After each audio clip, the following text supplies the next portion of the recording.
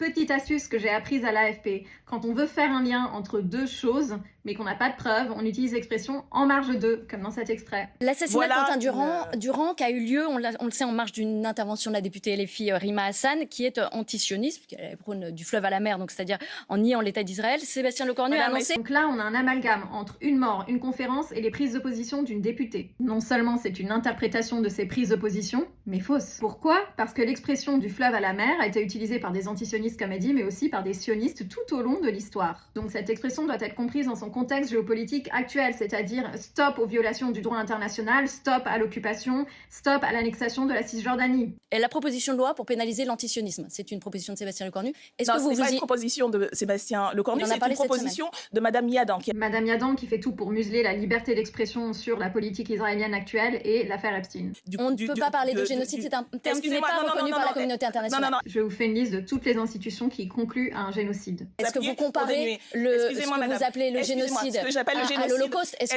que vous faites une comparaison entre les deux? Personne ne compare de génocide. Par contre, évoquer la Shoah pour justifier le nettoyage ethnique en cours, ça c'est une rhétorique fallacieuse. Et c'est pas du journalisme. Et la question est-ce que ce sont les convictions personnelles de la journaliste ou a-t-elle reçu des directives? Réponse. La parole de la France. Cette responsabilité. Je vous laisse cette responsabilité. Entendez, ce n'est plus ma responsabilité de cadrer vos propos. C'est une ligne éditoriale.